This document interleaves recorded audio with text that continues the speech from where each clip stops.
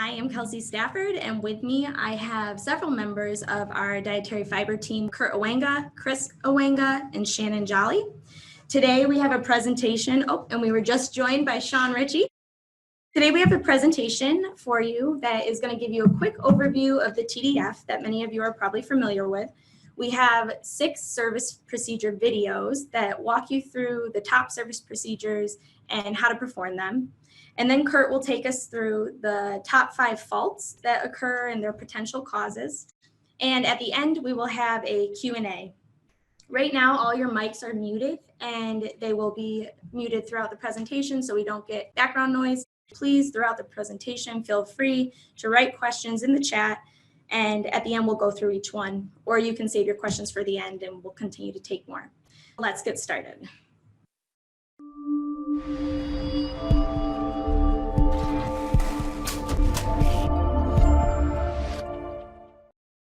The ANKOM Total Dietary Fiber Analyzer is the first and only instrument in the world that truly automates the process for determining percent dietary fiber. It automates AOAC methods 985.29, 991.43, and 2001.03, and is upgradable to support the codex methods AOAC 2009.01, 2011.25, and 2017.16. That's the rapid integrated total dietary fiber method. The ANKOM TDF uses dual filter bag technology for the isolation of the insoluble dietary fiber and the soluble dietary fiber fractions. A flow-through digestion bag is available for the determination of total dietary fiber only.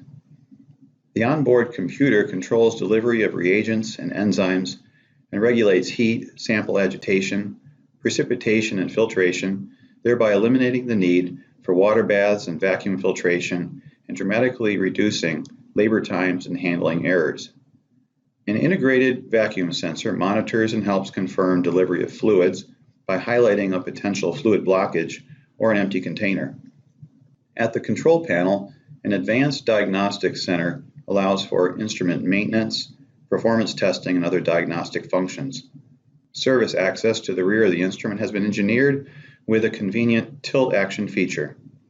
Fluid reservoirs feature simple one-touch push-to-connect fittings. Periodic maintenance. In this section, we will be reviewing 6 main points of periodic maintenance using video service procedures. The first video service procedure covers container and filter cleaning and filter replacement.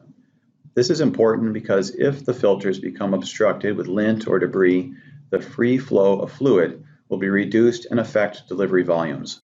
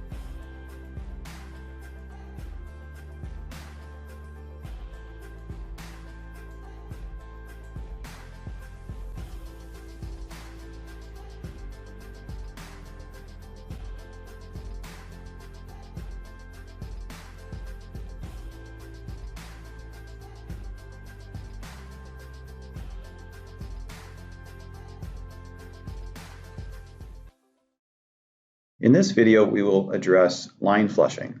This is an important weekly step to mitigate growth or dried enzyme in the supply tubing.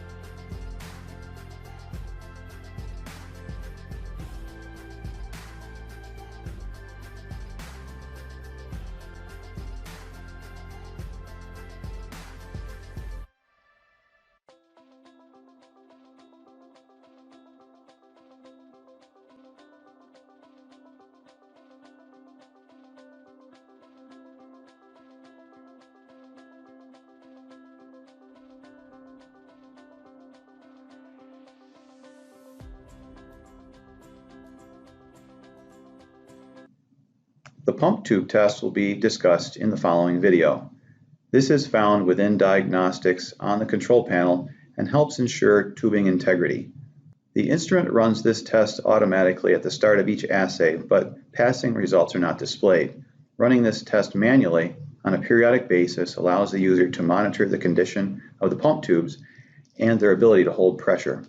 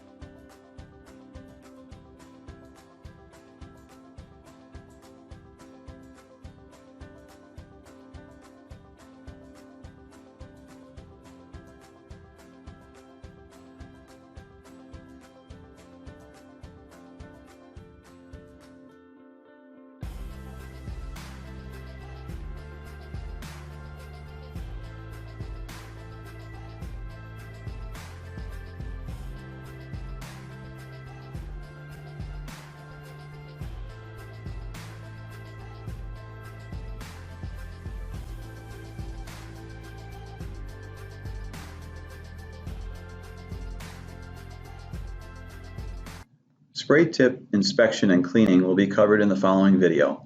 Being proactive with maintaining clean spray tips ensures proper rinsing of the filter bags.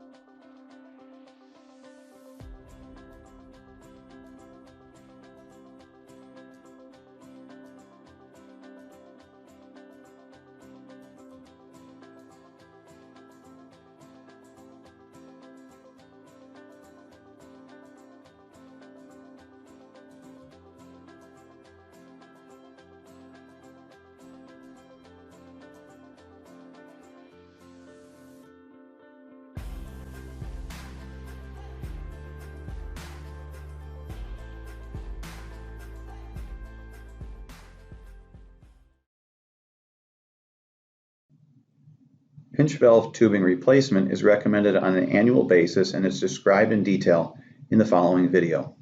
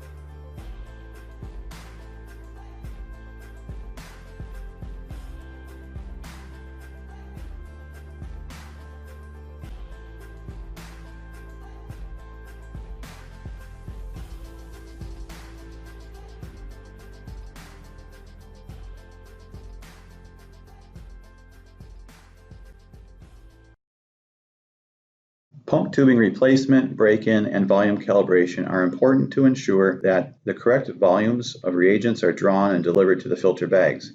Volume calibration discussed at the end of this video should be repeated on a weekly basis to maintain delivery accuracy as the tubing ages. The final video describes this process.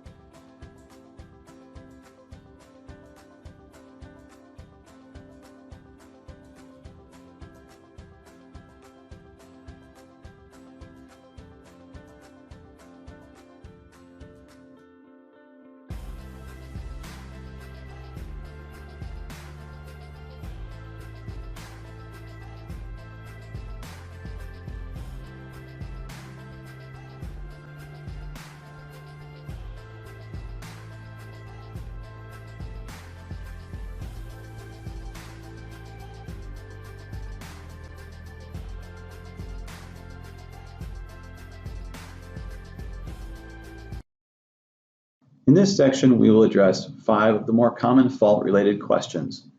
The first, E1, paddle temperature sensor failure. An E1 fault is due to one of the paddle temperature sensors reporting a false low value, less than 5 degrees C. This is typically because of a short in the circuit to the temperature sensor. If this has occurred during an assay, the paddle heater will be disabled, but the assay will continue without further heating to that particular paddle. Be aware that your results for that position may be compromised. When the assay is complete, perform the following investigation. Turn the power off to the instrument and then back on. Go to Diagnostics and check temperatures. Confirm that the paddle that had the fault earlier is still showing a false low value.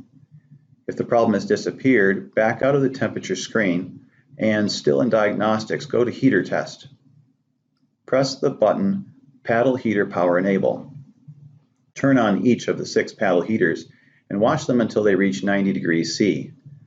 Once they reach 90 C, turn them off. The temperatures may continue to climb a few degrees after having been turned off. If during the heating and cooling the fault does not reappear, the issue may have been an isolated incident, and it is recommended that an assay with blanks be run to monitor the instrument before putting it back into service. If the E1 fault reappears when the instrument is turned back on or during the heater test, the problem will need to be investigated further. Turn the power off to the instrument and open the back of the upper electrical enclosure. On the right side of the electrical enclosure, opposite end from the power switch, you will find 2 identical boards labeled MUX-T and MUX-P. The MUX-T circuit board processes signals from the temperature sensors, and it has white connectors labeled J2, J3, J4, J5, and J7, and J8. One at a time, disconnect these connectors from the circuit board and check to see that the wires are secure within the white connectors. Reattach each connector to the circuit board. Staying clear of the electrical enclosure, turn the power back onto the instrument. If the E1 fault reappears, the problem is not related to the connections at the board. It is unlikely that there is a problem with the MUX-T board. Most likely the problem is within the paddle bar wiring. Next, try disconnecting the twist lock connector at the end of the paddle bar cable. It connects into the underside of the electrical enclosure. Disconnect and reconnect the twist lock connector to ensure this is secure. If the problem persists, the paddle bar assembly will need to be replaced. This can be ordered as part TDF 23 paddle bar replacement kit. This and the associated installation procedure TS021 can be found on the ANKOM website. E3, paddle heater overtemp fault. An E3 fault is due to one of the temperature sensors in the paddle bar reporting high temperatures. This could occur at different times under specific conditions. During the amylase phase or when the instrument is idle, if a temperature over 105 degrees C is reported. During the cooling cycle, after the amylase phase, if after 20 minutes the bags have failed to drop in temperature to 62 degrees C. During the AMG or protease phase, if a temperature over 70 degrees C is reported. Should any one of these conditions be met during a run, the run will be aborted. The E3 error message on the touchscreen display will indicate which position or positions are reporting the overtemp fault. This may be an actual overtemp condition, or it may be erroneous due to a break in the circuit to the temperature sensor. Either way, the heaters will be shut down by the program and the run is aborted. If this were to occur during an SDF precipitation, the heaters will be shut down, but the SDF precipitation will continue as normal. Follow the same initial diagnostic steps as noted under the E1 fault discussion. If the temperature of one of the paddles is stuck on a reading of 240 degrees C or above, this is an indication that there is a break in the circuit to the paddle temperature sensor. The preceding steps point to a problem with the wiring internal to the paddle bar or with the sensor itself. The paddle bar will need to be replaced. This can be ordered as part TDF 23 paddle bar replacement kit. This and the associated installation procedure, TS021, can be found on the ANKOM website. If the fault has occurred at the end of the amylase phase, during the cooling cycle, a failure to cool from 97 C to 62 degrees C in 20 minutes, or if it has occurred during the protease or AMG digestions by going above 70 degrees C, then there is likely a problem with the paddle heater relay. This is essentially a switch and it may be stuck on, keeping power to the paddle heaters. You will need to order part 8338. Contact ANKOM Technology at service@ankom.com or 315-986-8090 for further assistance. E5 paddle heater under temp fault. To get this fault, the temperature sensor in one or more of the paddle heaters is reporting a low temperature. This could occur at different times under specific conditions. During paddle preheat, if one of the paddles does not reach 50 degrees C in 5 minutes. During the amylase or trisma phase, if any one of the paddles does not reach 90 degrees C in 25 minutes. During the AMG or protease phases, if any of the paddle sensors fail to maintain at least 45 degrees C. Should any one of these conditions be met during a run, the suspect paddle heater will be shut down and stop heating. The run will otherwise continue as normal. Be aware that your results for that position may be compromised.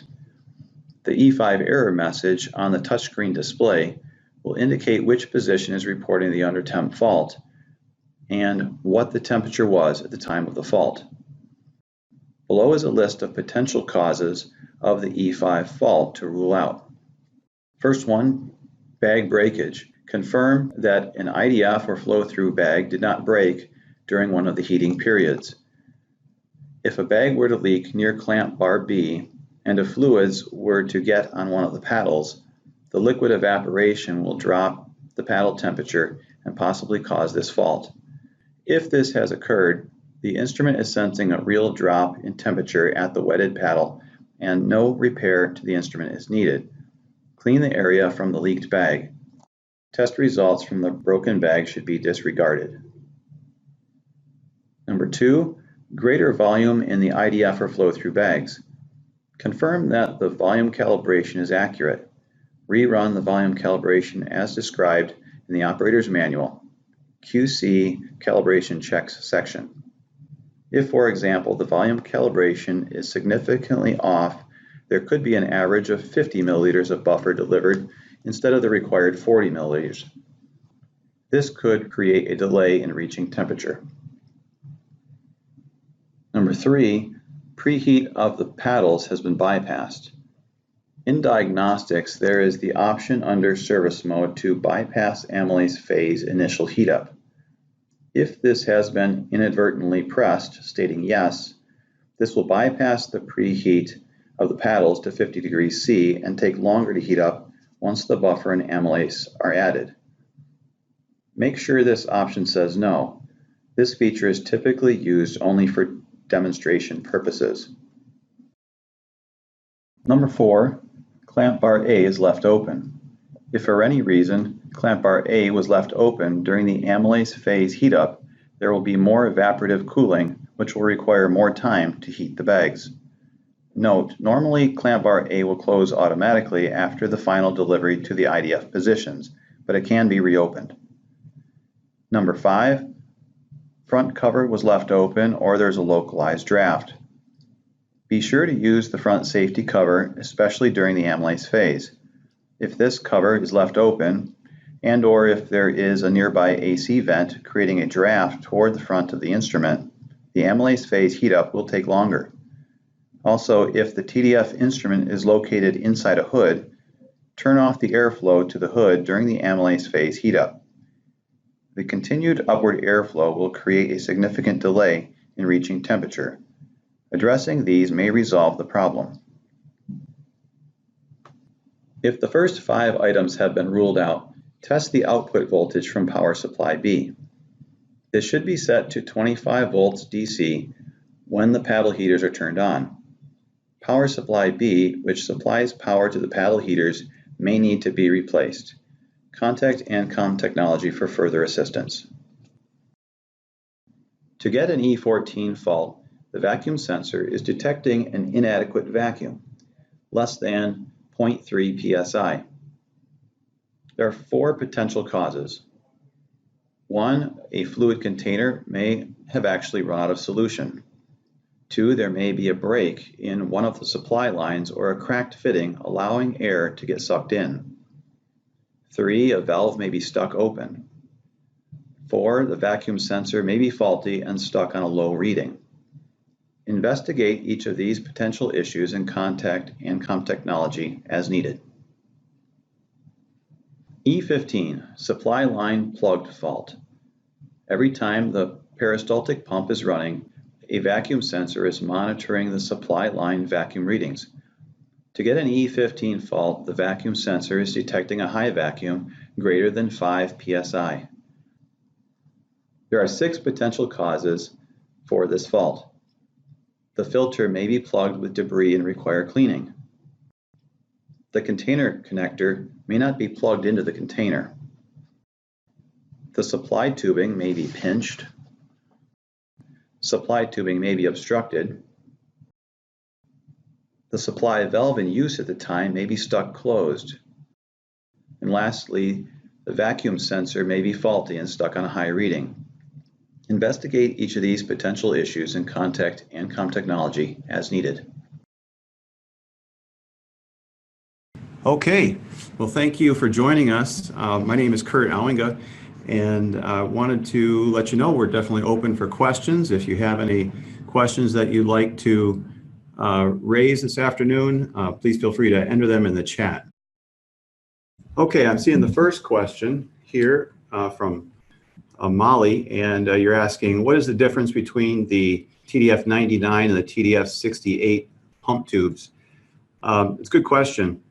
A couple of years ago, we upgraded the peristaltic pump motor and have a higher torque motor that gives us longer life to the pump tubes. The TDF 99 pump tubes are they go with a higher torque pump motor. The newer version, you'll see a red label on the peristaltic pump that says high torque peristaltic pump. The earlier version was the TDF 68 pump tubes, and those are a silicone manufacturer. Let's see. You can change the pump tubes yourself. If you're looking to upgrade the system to the higher torque pump motor, you would need to probably contact your distributor or contact us here at ANKOM to upgrade the system. That involves a new program to the printed circuit board that drives the peristaltic pump. It involves a higher torque motor itself and a new program on the main controller board as well. You don't necessarily need to make that upgrade, but the tan colored tubes, which are the TDF 99 tubes, are more longer lasting pump tube. I'm seeing a question about not getting tubes with the instrument. The TDF 99 pump tubes should come with any new instrument that was purchased in the last 2 years. Usually you will get a spare set of those TDF 99 pump tubes with the instrument. And if not, let us know. If you just recently purchased an instrument, you should be seeing a spare set of the TDF 99 pump tubes. They can be ordered separately as well. Are we able to use individual, each line alone, or do you need to use all 6? It is important to run all 6, so you wouldn't be able to run the instrument with only one pump tube.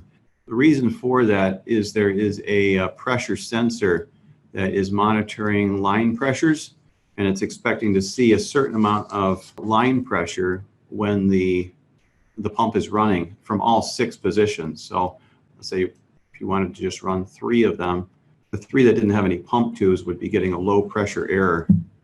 So that would not work. I see a question from Maria about a specific type of water to use.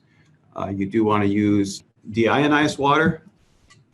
You can use distilled water as well. Our containers are labeled distilled water, but it's not necessary to use distilled. Deionized water is definitely adequate. Okay, I'm seeing another question from Dr. Jada. If one line is blocked, you can't run the instrument. Yeah, if there is a plug line because of an obstruction in the line, you will get a fault during the buffer delivery or during the long ethanol delivery. Those 2 points during the run, when the buffer is being delivered to the IDF bags and when the ethanol is delivered to the SDF bags, the lines, the individual 6 lines the pressures are being monitored. And a overpressure situation, you'd have overpressurizing of the lines, and that would cause a fault there. That would be an E10 fault. So that would need to be addressed and fixed. Would it stop the entire run though? That would abort the run, yes. An E10 fault, if you have a high line pressure, that would abort the run because of the concern with safety. I'm seeing another question regarding if the electricity goes out, that it does shut down the operation of the machine, and it does require that you start over. I know some of our customers have purchased a USB. What is the? It's essentially a battery backup that plugs in and provides AC power to the instrument in the case of a loss of power. That would be the best solution, because if the power goes out, you're going to shut down the instrument, and it will open up the clamp bars as well. So you're going to lose the sample as well. Okay, I'm seeing another question here from Molly. Is it possible for a specific sample type to cause a higher pH than normal? Recently, we have been getting 6.2 pH with a specific sample. The HCl and buffer appear to be at the correct pH, and they are successfully being delivered to the bags. Yeah, depending on your sample type, you may get a higher or lower pH. Yeah, and Christine has a comment to that effect as well.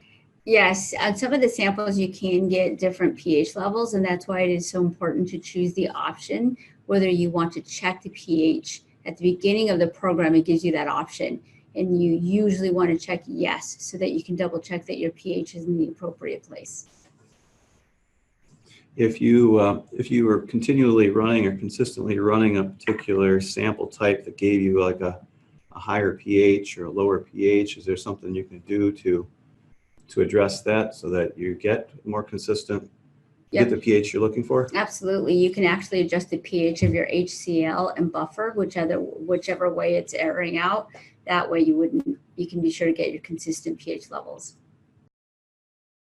All right, well, it doesn't look like we're having any more questions come in. I think we will wrap up. We really thank everyone for joining us today. And if you have further questions that maybe you think of after the fact, feel free to email myself or contact service@ankom.com.